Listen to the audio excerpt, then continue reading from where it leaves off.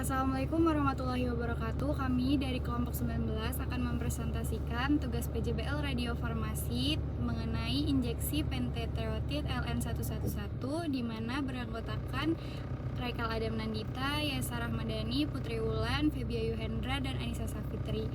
Pada kali ini kita akan membahas yang pertama mengenai sifat fisika dan kimia. Injeksi radiofarmaka meliputi definisi, kegunaan, dan juga keuntungan, tumor neuroendokrin, cara penggunaan injeksi, serta contoh sediaannya.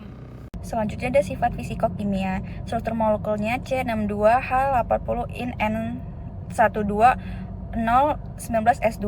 Terus ada bobot molekulnya 1472,4. Incompatibility-nya bereaksi dengan bagian asam di etil triatetra asetik dari molekul pentetrotid untuk membentuk indium In111 pentetrotid. Kelarutannya 0,0217. Waktu parunya 2,83 hari dengan pH 3,8 sampai 4,3. pKa-nya 2,08. Stabilitasnya, botol injeksi yang disertakan dalam kit mempunyai umur simpan 24 jam setelah waktu referensi masuk In111. Setelah rekonstruksinya 6 jam. Yang pertama yaitu definisinya, di mana merupakan radiofarmasi diagnostik yang digunakan untuk diagnosis tumor. Salah satunya yaitu neuroendokrin, dan sebagai analog somatostatin kerja panjang, obat ini berikatan dengan reseptor somatostatin pada sel tumor dan memungkinkan pencitraan tumor dapat terlihat. Dan obat ini diberikan secara intravena dan terdistribusi ke jaringan tubuh dengan konsentrasi tinggi pada tumor yang memiliki reseptor somatostatin. Dengan kata lain, LN111 pentetrotid adalah obat yang digunakan untuk mendeteksi adanya tumor, yaitu tumor yang tumbuh di sistem endokrin tubuh. Obat ini bekerja dengan menempel pada reseptor tertentu di permukaan sel tumor sehingga tumor tersebut bisa terlihat jelas saat dilakukan pencitraan medis dengan cara menyuntikannya atau intravena ke pembuluh darah. Yang kedua yaitu kegunaannya, di mana injeksi LN111 pentetrotid digunakan untuk mendiagnosis dan mengelola tumor neuroendokrin termasuk sindrom karsinoid.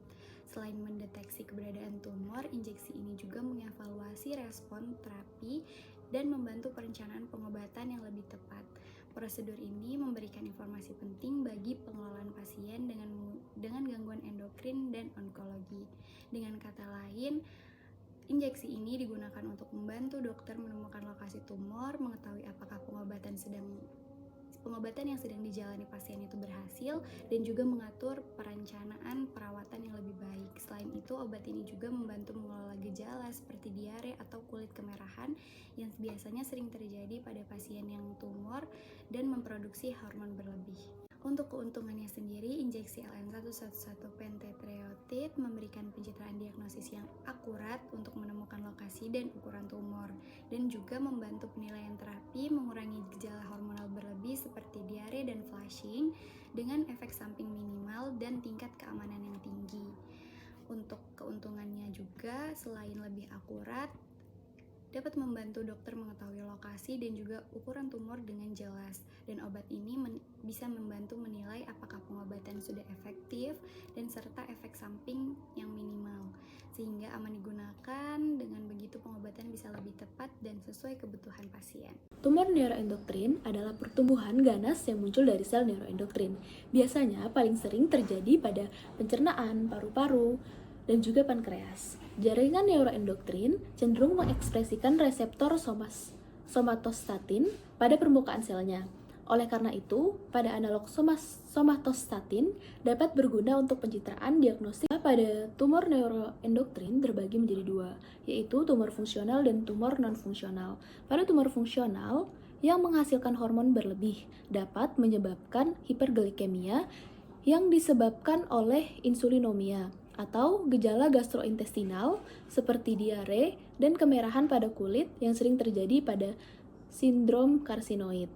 Kemudian ada tumor non-fungsional, di mana tumor non-fungsional mungkin tidak menunjukkan gejala yang jelas pada tahap awal, tetapi dapat menyebabkan masalah serius apabila tidak dapat ditangani. Sitoin digunakan untuk mendiagnosis MTC. Pada laki-laki kadarnya itu 16 Pg per ml dan pada perempuan kurang dari 8 Pg per ml. Tumor neurokinin dijadikan dalam histologi dengan adanya penanda intraseluler jaringan endokrin. Dapat terjadi di seluruh bagian tubuh, namun terbanyak pada saluran cerna yang sering dikenal dengan tumor karsinoid.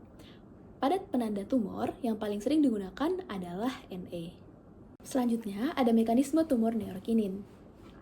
Pada pantotretinoid adalah analog dari somatostatin yang digunakan untuk mengobati tumor neurokinin.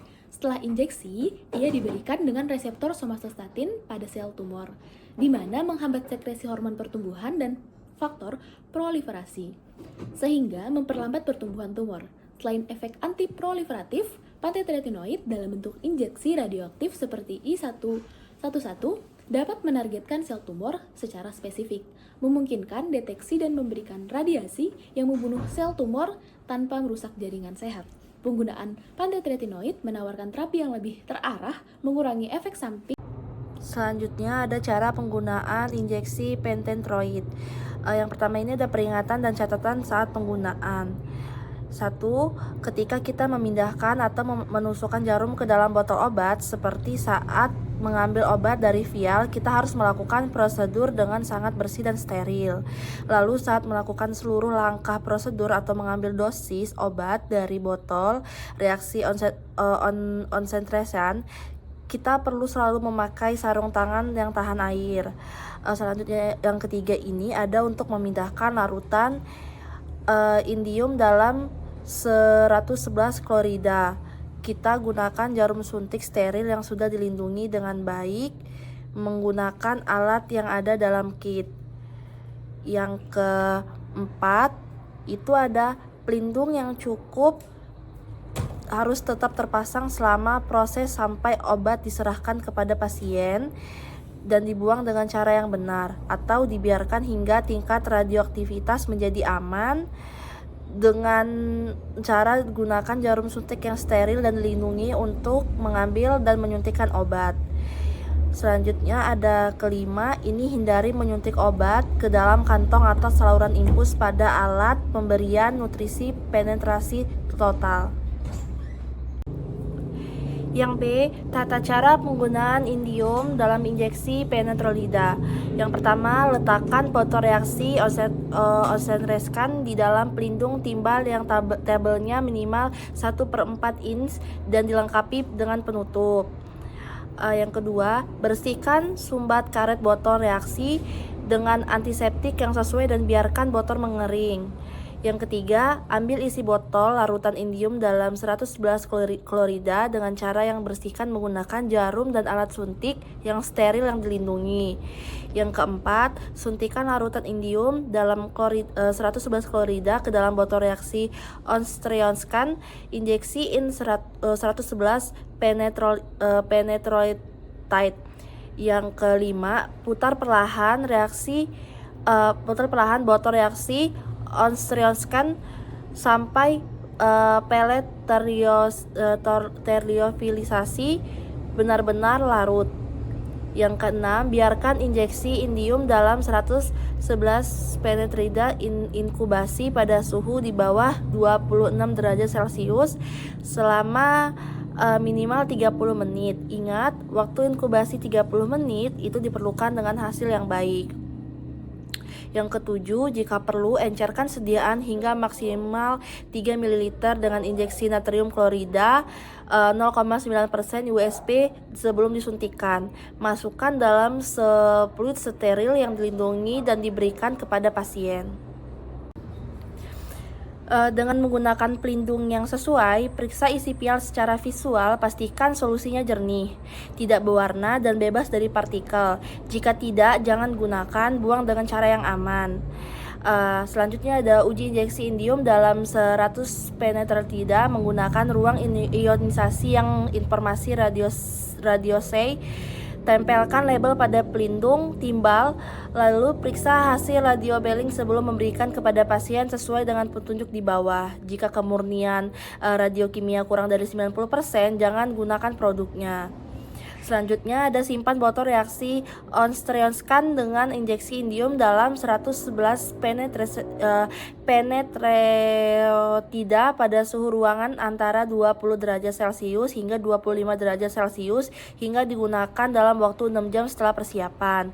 Lalu jika perlu, encerkan sediaan hingga maksimum 3 ml dengan injeksi natrium kandungan klorida 0,9% USP sebelum disuntikan. Masukkan dalam split steril yang dilindungi dan diberikan kepada pasien. Baik, selanjutnya ada sediaan injeksi pentetroid in 111. Untuk di bagian dosis, sediaan ini memiliki dosis umum. Yang biasa digunakan adalah sekitar 5 mikrokuri untuk aplikasi di intravena. Kemudian untuk pertimbangan dosisnya itu melalui ukuran, jenis tumor, dan respon dari pasien.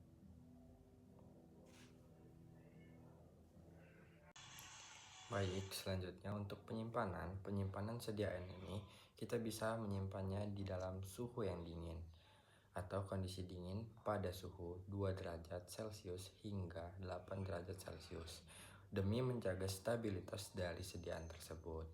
Sebaiknya sediaan ini digunakan sebelum tanggal kadaluarsa, dan setelah dibuka injeksi ini dapat digunakan dalam waktu yang ditentukan oleh protokol medis atau petunjuk dari pabrik pembuat sediaan ini.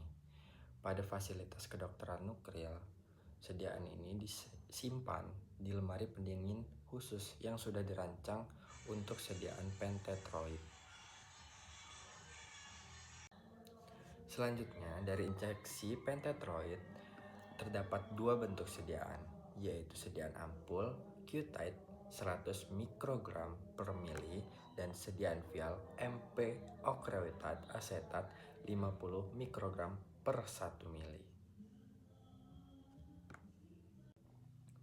Sekian presentasi dari kelompok kami, semoga bermanfaat dan kurang lebihnya saya minta maaf. Saya tutup. Wassalamualaikum warahmatullahi wabarakatuh.